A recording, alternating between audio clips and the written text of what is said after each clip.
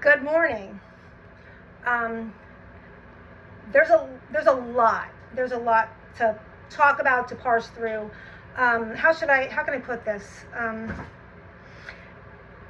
There's a lot to discuss and go over, especially considering the fact that the prosecution has given nothing. There's absolutely no evidence. So there's some evidence, but they just haven't given much for us to really talk about. And yet, there is so much to talk about today. My father says that being a defense attorney is kind of like being the goalie at a hockey game. So for the most part, if the team's good, the action is up in the front, and you don't really do much. Hopefully, you just defend. If something comes along, you defend it. Here, there's not really that much to defend. There's some. We'll talk about what we have to defend, but there's a lot of question marks. There's a lot of information that actually isn't here. There's a lot of information that should be here that isn't here, and you can't really defend against information that isn't really here. But we'll go into all of that, because I know we all want to get to the interesting stuff of this case, so we're gonna get to it. Before I do, though, the one puck that I just want to get out there is this idea of the window, which is really your burden, or the prosecution's burden in this is really to prove to you and prove to all of you that the window of the car that the complaining witness was driving was rolled down. It's really what it comes down to, because, quite frankly, if it wasn't rolled down, then Miles could not have punched him in the face, or smacked him in the face, or punched him twice, or whatever. We'll get to that fiasco.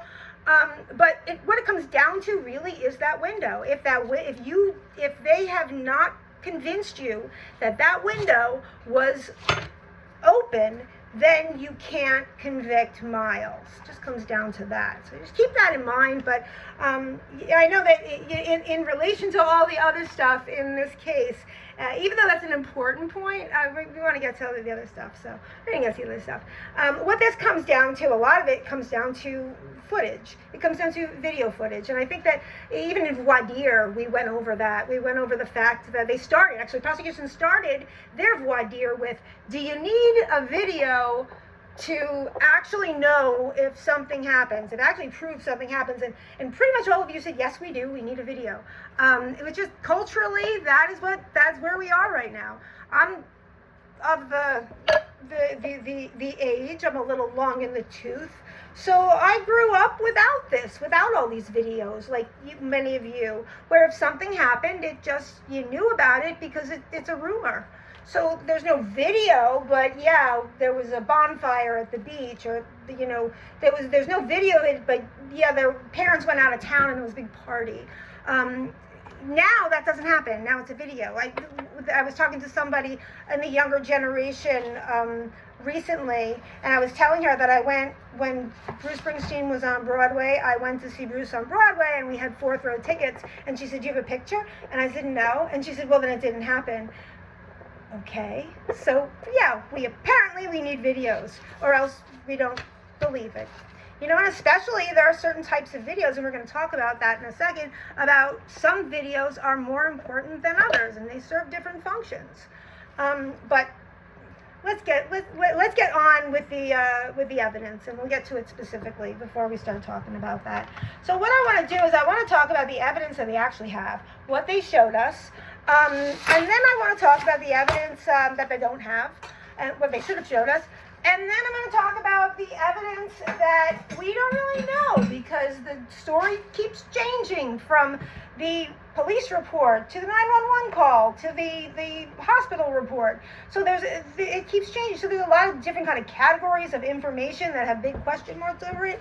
But we are going to start with the evidence that they presented. So in front of you on the Almo screen, you see a picture of the complaining witness that was taken on the day of the alleged attack. It was taken at the bank by his, well, depending on what report you're reading. If you're reading the police report, it was taken by, she says he's his wife. If you read his police report, it says she's his friend, his girlfriend. If you are taking the prosecutor's word, this is some friend of the I don't know. She just keeps getting demoted. I'm just going to call her the business associate. So the complaining witness's business associate, Veronica, took the picture that you're seeing right now on the Elmo. Cool, hush. Cool, hush. So let's take a moment to remember the day that the complaining witness had.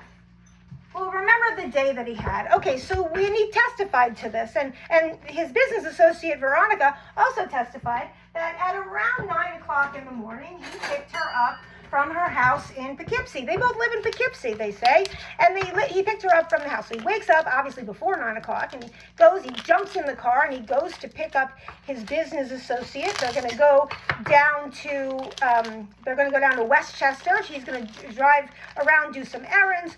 She's going to visit her sister. He's going to drive her there, as business associates do, and they're on their way. They go to New Rochelle, and they stop off at someone who owes him money, and they get a check. Then they run a couple of other errands. They go to a auto supply store. Then they go to the bank, and we know they go to the bank, right? We also found out from the hospital report, which I'll mention in a second. We found out from the hospital report that the complaining witness has arthritis. So now we are putting him for hours, several hours, in a car. He is driving in the same position for several hours, getting out a couple times, but pretty much just driving down from Poughkeepsie with arthritis. And we know from the police testimony that it was raining. So now, you got to get that picture, and I mean, look, you look at the picture on the screen. Yeah, he doesn't look fresh as a daisy. I'll admit that. I'm younger than him. I mean, I'm not much younger, but I'm younger than him, and I have some arthritis, and I can tell you that if I'm in a car driving in one position for however many hours that they were, and I'm talking to my friend, and I'm engaging, and I'm negotiating the weather, and then I get up and get out. I'm not going to fall. It's not like I'm a newborn calf, but I'm not going to be, completely fresh. You look at my eyes, yeah, I'm probably going to have some bags, and I'm going to look a little drawn. That's pretty much what you see in this picture, and this was taken on the day of it, again, by his business associate. So these are the photographs. We get another couple photographs after he went to the hospital. Now let's talk about that hospital report. You see on your screen the hospital report, and you see the number of pages this hospital report's supposed to have. The number of pages this hospital report is supposed to have is 125, and if you look at the back, you'll see there are 94 pages. There's some pages missing. What do those pages say? I don't know. You don't know. Nobody knows. Well, someone knows, but not us. So why? Why are they missing? What could have possibly happened to those pages? Maybe it was an oversight by the prosecution, but look at the prosecution. I mean, these are great DAs. Like, they're awesome DAs. They are so organized. Look at her pens. Look how straight her pens are. They are on the ball with everything. I don't think this was an oversight. I don't think they could have an oversight. They don't seem oversightable people to me. So it leads you to believe what possibly was in those medical records from the hospital that they left out. I don't know. Maybe it was more about his arthritis. Maybe it was about mental health. We don't know. Really, it's just speculative, and don't have to speculate about it. So what we do know is that he had arthritis, and we do know that he claims to have been hit twice by Miles. But then when he testified, he said, no, he was only hit me once. And He only hit me once, and it was it through the window. Yet the hospital record says that he said he hit me twice, and that he hurt his eye, he hurt his shoulder, he hurt his neck, he hurt the side of his body, he hurt his leg, and yet it's only one injury. It's only one punch. And by the way, also you heard the 911 call where he calls it a smack. So yeah, I don't know. We're looking at something, and perhaps in that the pages that are missing, perhaps the answer lies, but we don't know because we don't have them, so we can't speculate. And then we have a lot of missing information here. The other missing information that's really important is the bank. Why do we not have any videos from the bank? That wasn't really explained. I mean, the detective talks for 6.5 hours explaining, painstaking, how he got to Miles, how they tracked his car, how they read his license plate, how they looked up his VIN number, how they got his registration, how they got his address, they went to his address. So much to get Miles, and we're not even arguing that. Nobody is saying Miles wasn't there. This is not mistaken identity. They could have just stipulated, and they would have said it. Miles was there. However, they probably spent thousands of dollars tracking down Miles, and they explained it in great detail. They showed the reports of all of the different technology that is located in Yonkers, that if you go 3 feet, they can track you, and they explained it. However, they didn't explain why they don't have video from the bank. I mean, it's video surveillance from the bank. They said they subpoenaed it, but they didn't show us a subpoena. We just trusting that they subpoenaed it. They didn't show us a response. We don't know if they had a response and then they said we don't have it, or we can't get it, or we're not a bank. We don't know. We didn't hear anything. We didn't hear anything from the bank. We didn't have testimony from any of the bank managers. We didn't have testimony from people who work at the bank. We didn't have testimony from people who have gone to a bank. We didn't have testimony from the people who run the surveillance. We have nothing about those videos, and those videos are really critical. Those videos are important because we all know how important it is to have videos in those places.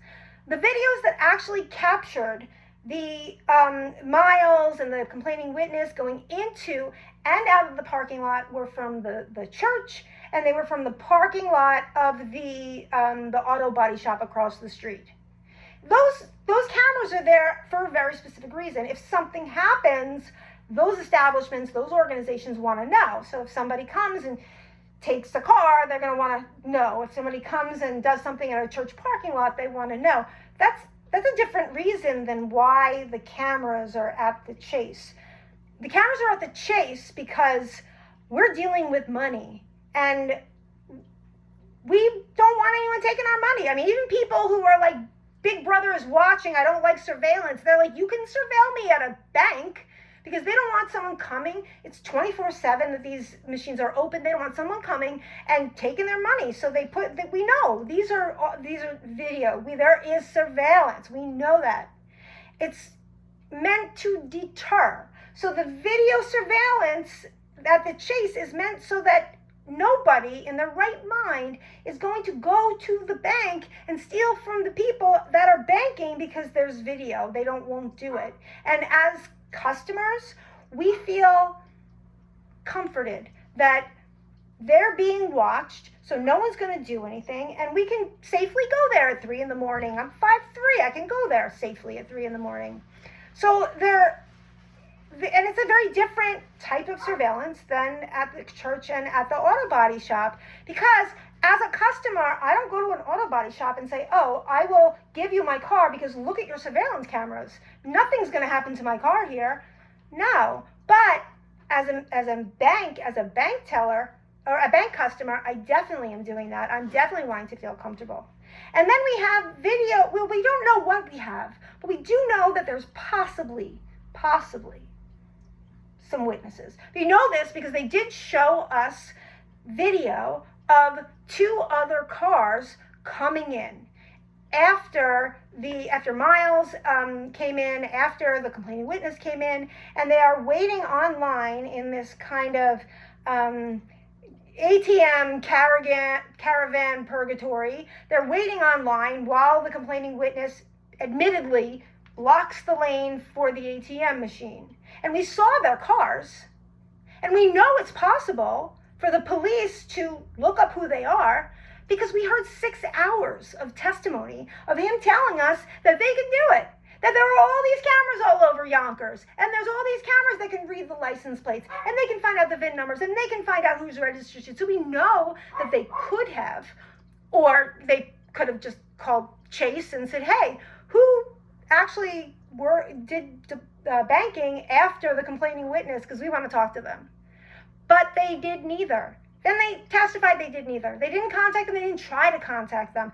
That seems like they would want to at least see if they saw anything. But they didn't check. They didn't wonder. And it makes you think, it makes you wonder, why is this happening? Why are there so many question marks?